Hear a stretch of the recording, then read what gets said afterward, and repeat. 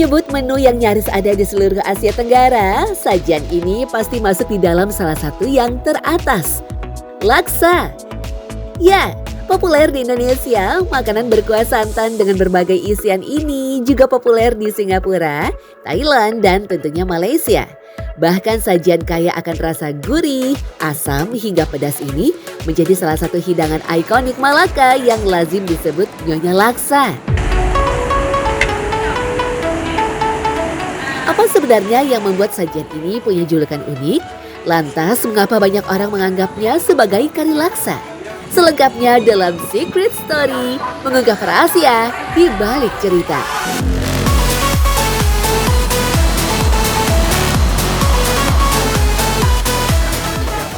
The kuah is nice, sedap, meet my expectation, lemak semua memang ngam. So everyone should come here. Lembut, sangat lembut. Not like other laksa yang keras-keras, but this one is so nice. Sangat sedap, pekat. Dia punya kuah, mie dia kental. Dia bukan macam asal laksa biasa. Dia ada rasa macam kuah kari juga. So special lah gabungan dia. Lepas tu dia tak ada sisa-sisa ikan yang macam asam laksa biasa kat Malaysia. So rasa seronok sikit bila minum sup dia.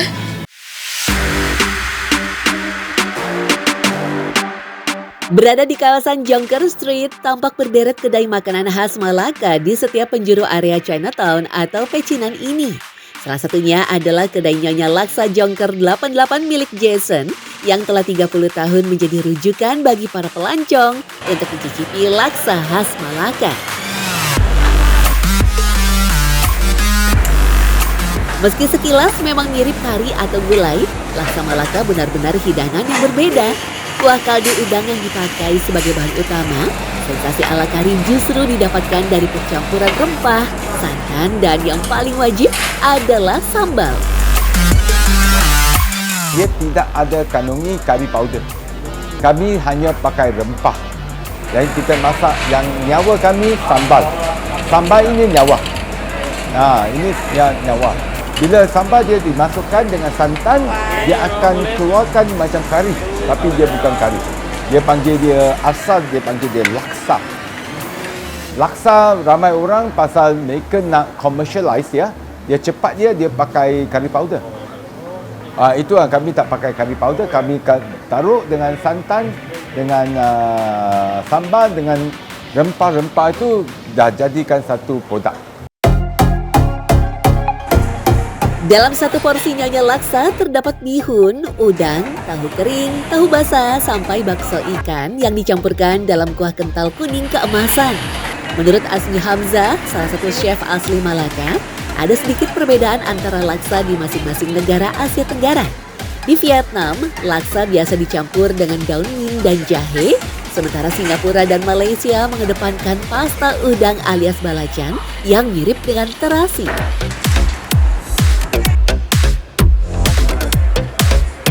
Beza dengan mie kari, pasal dia ada menggunakan udang kering dan sedikit belacan, dan dia punya ingredient dia ada daun kesum, ada bunga kantan, dia ada tahu bulat, kita panggil dia tahu pok.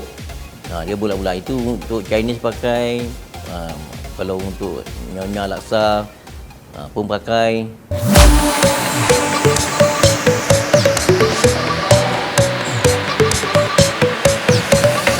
Karena itulah dalam laksa memasak kuah menjadi kunci kelezatan seluruh hidangan. Tak heran menyiapkannya pun butuh waktu yang tak sebentar. Setelah kuah siap, untuk menyajikan hidangan laksa pun tak perlu proses yang rumit dan lama. Cukup hitungan menit, laksa siap disantap oleh pengunjung. Tak hanya cocok untuk sarapan, laksa juga kerap dijadikan menu makan malam oleh warga Malaka. Proses itu senang, cepat. Pasal mie dah masak mie, dan lepas tu kita masukkan kuah. Ini cepat. Itulah kita boleh hidangkan dengan cepat. Tapi pasal kami tak nak ada masa yang terlalu panjang. Dan tempat duduk kami pun ada terhad. Ada terhad. Itulah kami buat dengan cepat je. Tak hanya menu Nyonya Laksa saja yang menjadi andalan dan digemari para pengunjung, kedai Jason juga menyajikan asam laksa yang menjadi menu favorit para pengunjung wanita. Berbeda dengan Nyonya Laksa yang memakai bihun tipis, asam laksa menggunakan mie tebal serta kuah yang cenderung lebih merah dan pekat. Rasanya pun terasa lebih asam dan pedas. Ini makanan, kita panggilnya makanan Nusantara. Asam laksa. Asam laksa. Macam mana kita boleh tahu nyonya asam laksa? Pasal perempuan dia suka lebih makan asam pedas. Itulah saya namakan dia nyonya asam laksa. Kebanyakan customer kami dari Indonesia, dia suka ini. Dia suka ini pasal dia ada sikit asam santan. Dia suka ini. Jason mengaku bahwa berbagai sajian laksa yang terdapat di kedainya adalah wujud dari ragam budaya yang ada di kawasan Asia Tenggara. Bahkan unsur rasa yang ada di dalam semangkuk laksa seolah menjadi perwakilan tiap-tiap negara. Dia bukan mix combine Melayu, tapi dia mix combine Nusantara. Itu yang penting. Pasal lebih asam pada Thailand. Lebih santan kepada South Malaysia, South part yang termasuk Indonesia. Asam kat Thailand. Bila kamu ke Thailand, kamu makan makanan kat Thailand, dia akan ada rasa macam asam. Lantas, dari mana sebenarnya asal muasal laksa? Banyak pendapat menyebut asal-usul laksa sendiri memang belum pernah diketahui secara pasti.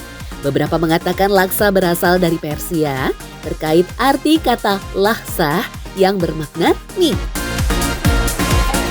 Pendapat lain menyebutkan laksa sebenarnya berasal dari India karena dalam bahasa Sanskerta arti kata tersebut bermakna 100.000. 100.000 dimaknai sebagai banyaknya rempah-rempah yang digunakan untuk membuat kuah laksa. Versi lain menyebutkan laksa dibawa dari imigran Tiongkok yang banyak datang ke Asia Tenggara bahkan sejak 200 tahun sebelum Masehi. Laksa dalam bahasa Tiongkok diartikan sebagai pasir pedas karena merujuk pada tekstur mie yang lembut serta siraman kuah laksa yang cenderung pedas. Sajian itulah yang banyak ditemukan di kawasan Semenanjung Melayu, Malaysia, dan Singapura. Saya sebagai bangsa Cina, asal bangsa Cina. Tapi bila keturunan saya dah 5 keturunan di Melaka, kami dah adopted itu culture tu. Dah mix kat dalam. Dan pemikiran kami, kita nak ada harmoni di dalam semua perkauman. Bukan hanya dalam satu bangsa tapi semua. Seiring perjalanan waktu, terjadi akulturasi budaya etnis Tionghoa dan Melayu melalui pernikahan. Hasil keturunan dua etnis tersebut biasa disebut peranakan dengan panggilan baba untuk laki-laki dan nyonya untuk perempuan. Hal inilah yang membuat sajian laksa kerap disebut sebagai Nyonya Laksa. Sekarang punya masa, orang Melayu pun sudah pandai jual. Walaupun Nyonya Kari Laksa ni selalunya Nyonya and Chinese punya orang yang jual. Tapi sekarang orang Melayu pun sudah pandai juga, dia belajar semua apa kan, dia pun jual lah. Satu porsi Nyonya Laksa dan asam laksa pun terbilang murah, hanya 35 sampai 40 ribu rupiah. Nah, hanya laksa sebagai wujud hidangan yang universal, masyarakat Malaka pun terbiasa menutup hidangan utama dengan es cendol yang juga sangat populer di Nusantara. Laksa dan cendol menjadi bukti bahwa dalam hidangan bisa jadi tercampur ragam budaya yang mampu menerobos putaran zaman.